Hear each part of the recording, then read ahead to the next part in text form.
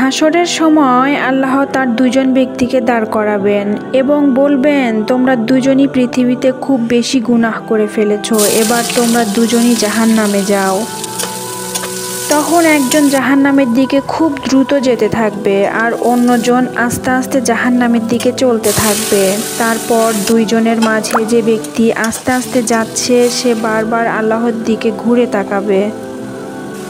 মহান রাব্বুল আলামিন দুজন ব্যক্তিকে পুনরায় তার কাছে ডাকবে।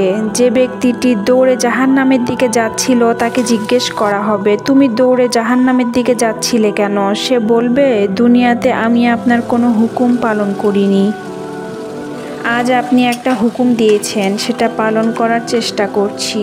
আল্লাহ ধীরে ধীরে যে ব্যক্তিটি যাচ্ছিল তাকে জিজ্ঞেস করবে, তুমি ধীরে ধীরে যাচ্ছিলে কেন? সে বলবে, হে আমার রব, দুনিয়াতে আমি শুনেছি আপনি বড়ই দয়ালু, তাই আমি আপনার দয়া প্রার্থনার জন্য বারবার ফিরে তাকাচ্ছিলাম। সব শেষে আল্লাহ হয়ে দুজন ব্যক্তির কথা শুনে খুশি হয়ে তাদেরকে মাফ করে দিবেন।